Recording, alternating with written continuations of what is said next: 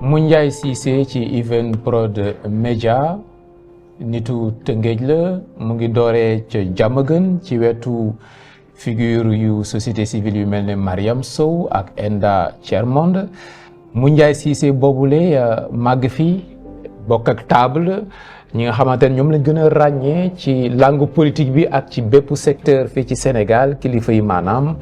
Youssou Ndour, Abdoulaye Wade, Macky Sall, ku lim juum. En tout cas ñi nga xamante ni ñoom lañ fi gën a ràññee ba sax Sénégal bu amee ay gan yu mag a mag dina bokk moom Moundiaye Cissé ci ñuy joxanteeg moom loxo. Barack Hussein Obama misaal la ci. Moundiaye Cissé directeur exécutif bu ONG bi du 3D démocratie droits humains développement mais ñu ngi lay nuyu. maa ngi lay nuyu Pape Cheikh di nuyu ñëpp ñu ñuy seetaan à travers Evenprod n'est-ce pas. di ko suivre de gis aussi évolution bu baax macha allah. et tey buñ lay dañ lay présenter comme koo xamante ni da nga bokk ci ñuy préserver la cohésion sociale au Sénégal c'est pas pompeux. dama ci contribuer parce que dama jàpp ne jàmm si lépp xaj fu amul jàmm gis nga réew yi amul jàmm yëpp lu ñu mënti am ci ressource lu ñu mënti am ci richesse du développer. et moo tax ñun ñuy liggéey ci jàmm et bu ñuy wax droits humains aussi loolu bokk na ci fexe nit ñi moytu exclusion man li indi d'ailleurs sama engagement ci affaire droits humains loolu la jóge ci quartier bu défavorisé Dangu Sud Tëngéej xam ne pratiquement amul benn infrastructure amul benn opportunité boo gisee Tëngéej bu njëkk maire bi rek moo daan recruter ak Sococim parce que Mbaye Jacques Diop ancien maire loolu la daan wax mu ne Tëngéej amul usine donc il faut que maire bi di recruter alors donc boo xoolee yaatu woon xool moom. oui grand bu bien woon waaye yàlla na ko yàlla yërëm xaare ko àjjana. alors li ko yàlla wërsëgal daan na ko bokk ak ñëpp ñu bëri moo leen may bourse tey boo bëri na ay cadre Rufisque yoo xam ne ñu ngi ci gouvernement ñu bokk Rufisque ñoom ñëpp ñoo leen may bourse ñu génn dem France je pense à Seydou Diouf à Yatma ak ñu bëri alors. yow ci booy nga bokk par rapport ak Mbaye Jacques Diop mais da ngay am témoignage yu bari ci noonu. parce que bi may toll ci commencé liggéey ci la commencé liggéey ak Mbaye rek donc liggéey nañu man juróom at parce que man boobu maa ngi commencé Enda Thiermonde ñu géré woon coopération Rufisque Nantes. parce que Rufisque ak Nantes dañu amoon benn coopération man ma ñëw ñu affecté ma Rufisque au niveau de Enda Thiermonde et ñu jël ma def ma assurer maîtrise d'ouvrage bi entre coopération Rufisque Nantes donc mu indi ma am proximité ak moom et bien ñu commencé liggéey mu nekkoon sama xaritu pap aussi ma gisoon ci moom ay qualités yoo xam ne c'est des qualités extraordinaires moment bi may wax ak yow doomam mu ngi sama bureau di liggéey Mouhamed doomu Mbaye Jacques Diop caatam avant moom am na doomam bu jigéen bu nekkoon ci man instant yi mu ngi France pour dire que Mbaye Jacques bon marqué na mu baax mu am respect ci moom et puis. mais laaj bi moo doon yow Moundiaye Cissé. voilà man li ma indi ma dugg ci yooyu mooy yenn inégalité sociale yi da ngay ñëw gis ci quartier yoo xam ne il ne manque de rien d'autres quartiers dara du fa am et ñun ñëpp ñu war a bokk. yam ay droit je me dis mais c'est pas normal tey nga war a dem bii quartier am lépp bii quartier du am lépp nit ki du fi muy juddoo moo war a déterminer ay chance am. foofu la empathie bi. ci laa gis duggee ñi ma màgg ndool am ñoo xamante ne ni peut-être soriwuñu pourquoi parce que les conditions yi ñu doon évoluer mayu leen ñu def terminer seen jàng mayu leen yu bëree bëri je me suis dit non Sénégal ñoo ko bokk ñun ñëpp war a yam ay droit quartier bi li mu am jeune quartier bi li ñu am moom la ñeneen ñi war a am fi la duggee Enda Thiermonde boobu idéal boobu gisoon naa ñu mel ni ñoom Jacques Bigncourt inspiré mo bi mu duggee Enda Thiermonde sama engagement dem bay déborder comme organisation internationale la ma commencé leen di gêner parce que dama naan am ay position yoo xamante ne ni ci ni ñuy gérer alalu réew mi ci ni ñuy gérer les ressources naturelles dama leen daan commencé gêner ma ne bokk naa beru am organisation boo xamante ne dinaa am liberté wax li ma xalaat ci réew mi parce que boo nekkee ci organisation internationale dafay am benn droit de réserve bu bëri Enda Thiermone seen siège fii la mais am na position yoo xam ne mënuñu ko woon jël ñoom et donc je gênais un peu mais jógee Enda Graph ma nekkoon ci Enda Thiermone mën a am. ONG électron libre nga quand même nekk électron libre. yow mais même au-delà de ça. Moundiaye Cissé électron libre la. voilà bëggoo ku la tënk daal. bëgguma ku ma tënk ci dara parce que li ñuy wax rek ban bu ma gisee dara war ko mën dénoncer ma ko du ma nelaw. donc xaaruma dara moo tax musuma nangu dara jógee ci état ñëw ci man dara jamais de la vie et ça me permet bu la yàlla joxee nga mën a wax ñi ni dégg la waratoo wax pour sa bopp da ngay war a wax pour ñi nga xamante ne amuñu chance mun na taxaw wax fi ngay waxee tey moo tax tey moom waral tey sama teewaay fii seen télé bi pour wax ci problème mu personnes handicapées yi nga xam ne seen loi d'orientation pare na loi bi pare na jëfewuñ ko décret yi nekk fii di nelaw noonu laa koy defee ci feneen ci leneen donc c'est un peu ça maintenant au-delà de dénoncer ñun ci organisation bi ma nekk on fait beaucoup de réalisations parce que li gën a fës ci génn ci médias yi mooy li ñuy xeex ci ak yelleefu doomu aadama yi ci wàllum élection ci wàllum démocratie mais suñu budget ñun suñu organisation 80% yi mu ngi jëm ci ay forage ay puits yi ñuy defar ay bornes fontaines ay châteaux d'eau ay périmètres irrigués villageois ay plateformes agroalimentaires boo demee Niassia boo demee Sangalkam boo demee Podor partout au Sénégal réalisation yi mu ngi fi teew. mais sa xarit yi les politiques ñoom suñ lay critiquer souvent xaalis bi la ñuy tudd fan la jëlee xaalis. suñ lay critiquer souvent. tamit sa ONG yi seen relation ak américains yi notamment waa bitim réew lan la ñuy dugal ci réew mi ñoom critiques yi foofu lay jëm. mais xam nga organisation bu mel ni 3D ak bu mel ni yeneen organisation yi nga xam ne bu ñuy def activité di nga xam kan moo ko financé parce que dina am banderole buy wane c'est l'Union européenne c'est l'USAID wala c'est telle ou telle autre organisation. loolu kay mënuñu parler de financement occulte ñooñu du ñu tëb financer la du ñu xool la parce que da nga am sañse bu rafet wala da nga wax ju neex dañuy def appel d'offre financement yi ngay dégg normal yi nga xam ne dafa norme moo yëpp entre guillemets c'est des appels d'offres l'USAID quand bu ñu daan financer ñun de 99 à 2025 on a travaillé avec l'USAID moo daan financer élection yi. suñu 99 déjà. 99 ba 2025 def nga si ay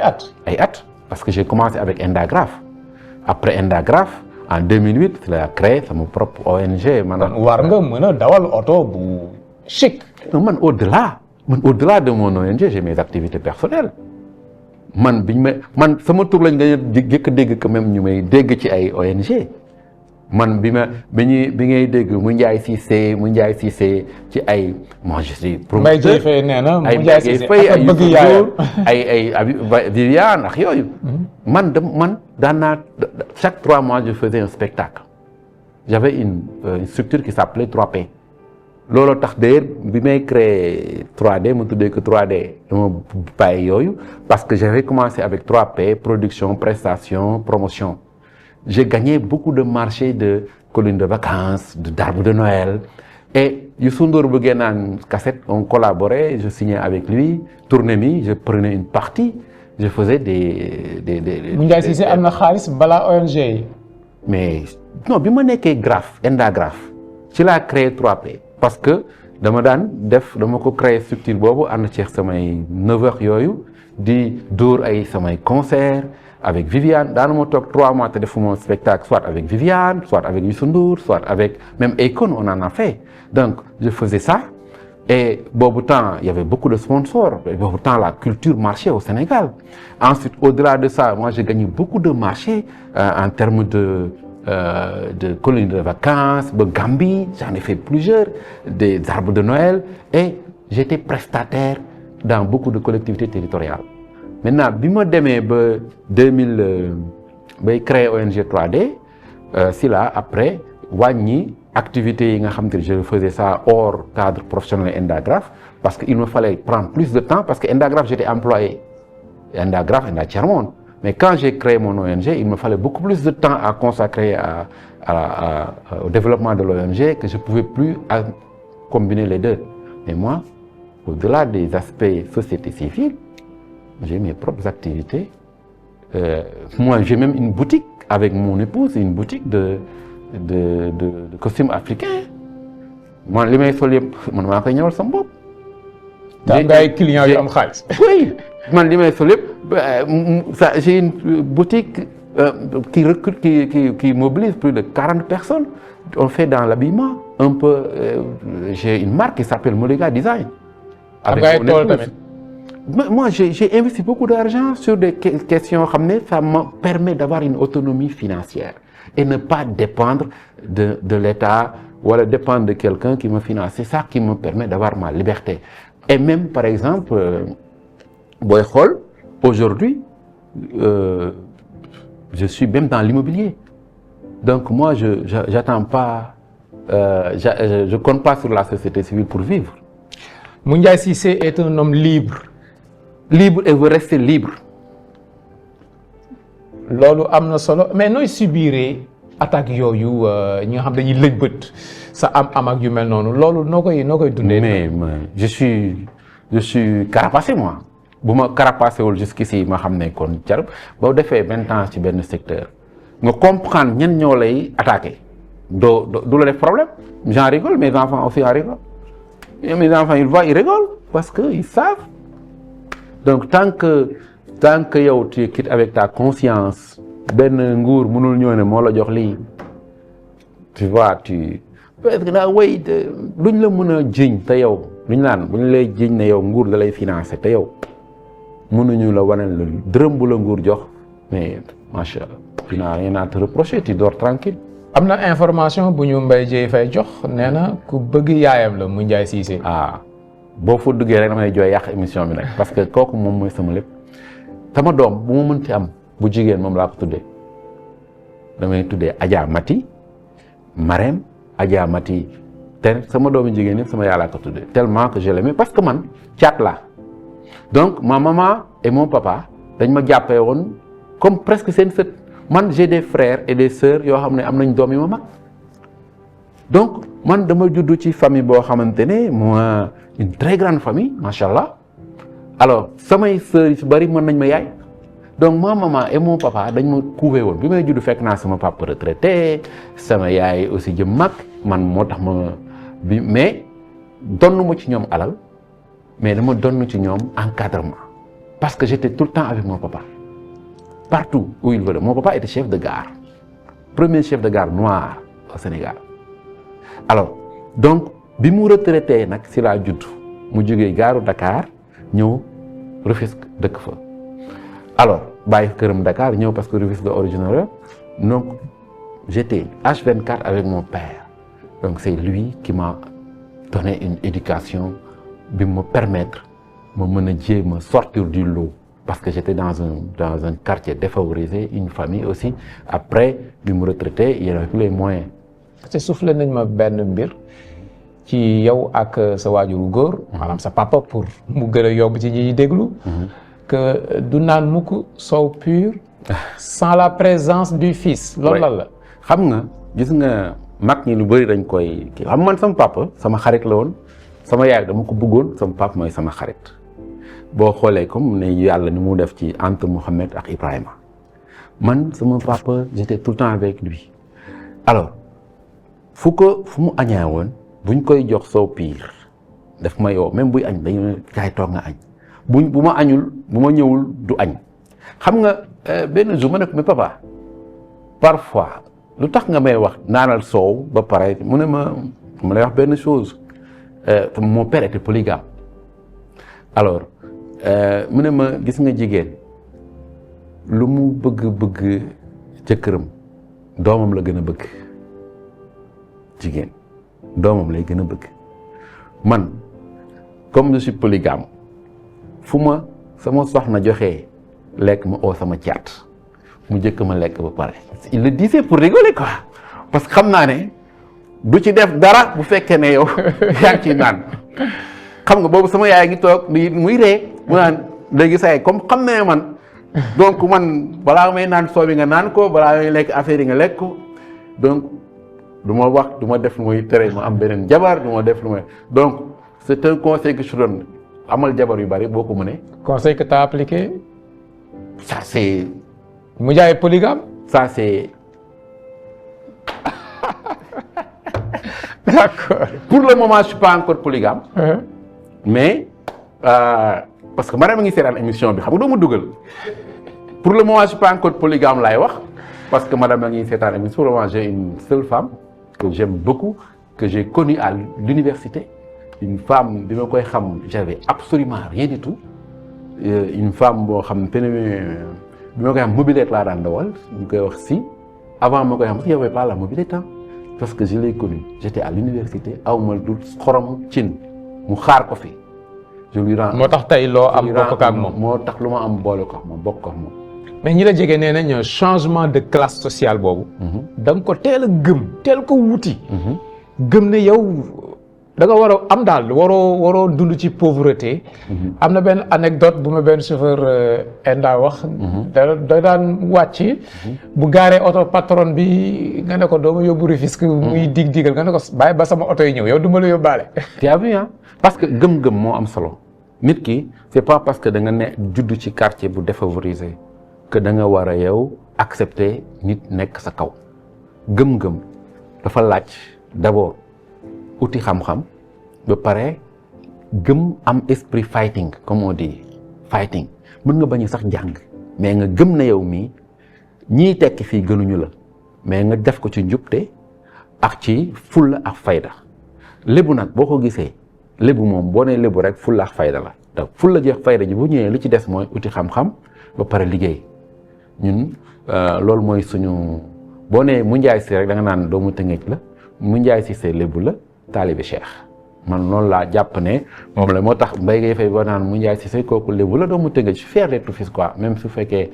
dëkkatuma fa à 100% léegi maa ngi Mermoz parce que problème mu transport yi la sama doom yi lañ daan tarre mais sama këru Rufisque pour vous dire tëju luweewu ma ko abalewu ma ko bi ma fay jógee jëlewu ma fa sax chaise chaque week-end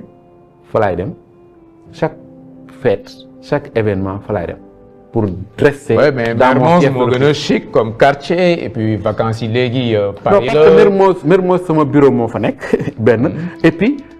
Mermoz y a mon bureau y a la boutique de madame y a pratiquement li ñuy def foofu yëpp quoi alors donc du coup moo gën a jege aussi samay école doom parce que c'était difficile au début quand samay doom ñoo bokkoon école bi ñu daan dem y avait pas de problème mën nga xëy chauffeur bi dem yóbbu leen indi la mais je voyais bu ñu wàccee comment ils étaient fatigués parfois balaa ñuy yegg si da ngay nelaw je me suis dit il faut ma am un pied à Dakar comme ça bu ñu yeewoo mën a dem jàngi sans stress nga jëli leen sans stress parce que le coût bi nga daan fay sax ci dem yóbbu leen ñu jàngi indiwaat leen mais moo ëppoon même ut kër Dakar di loué. Cissé yi ay sëriñ lañ kon xam nga expression zinatul xayaatu dunya. ah kay loolu xanaa Ismaïla sax xam na ko ah. waaw bon bu ma waxee expression boobu. ci ay anecdote ba tey nee nañ zinatul xayaatu dunya muy ok li nga xamante ne mooy alal. oto yi. jigéen ñi. mu njaay Cissé tam ku leen bëgg la. mais. bu ma leen bëggul du ma nit du mu njaay si sa nit ku normal war na bëgg lu baax du ma ne alal du ma ne jigéen wala bëgg lu baax nit bu normal war na bëgg lu baax donc man lu ma sama àdduna ak samay doom dama leen di ji ci ñu bëgg lu baax parce que mooy tax nga am ambition tey boo bëggul am kër gu baax doo fight da ngay yeewu xëy toog ci sa buntu kër après nga naan sa thé dem lekk sa am sa jël bool bi yëpp tëdd mais boo bëggee lu baax day tax nga fight man loolu laa gëm donc moom mooy tax di fight ba léegi may fight ñu wax fight mooy xeex di ñafe di liggéey mënoon naa yem ci sama liggéey ne boo man je reste société civile mais je crée des entreprises je crée des structures ay nit di ci liggéey parce que pour man da nga war a dund ba day fa ne yow doo dee du dëgg jaamu yàlla ba jàpp ne suba ngay dee pour compléter li nga wax. Moundiaye Cissé te man loolu mooy sama credo dund. ba jàpp ne du ma dee jaamu yàlla ba jàpp ne suba ma dee donc di liggéey pour say doom ak sa réew moo laa gëm. délit d'ambition amul ci yow. non faut pas délit d'ambition warul am ci kenn warul am ci benn nit ku yaru bu am raison parce que teraanga bu yàlla wàcc si àdduna rek pour doomu aadama la. pourquoi nga war a nangu ne Pape Cheikh moo ko yelloo pas man na lew rek te mu tegu ci siraatal mustaqim. en tout cas inspiré nga ñu bari ci sa ñoo jamonoonteel sa génération Moundiaye Cissé une réussite de la société civile sénégalaise ci wàllu gouvernance ci réew mi nga ciy def yu am solo Evenprod Média mu ngi lay sant bu baax a baax. maa ngi lay sant di la gërëm Pape Cheikh di sant aussi ñu doon seetaan à travers Evenprod Média.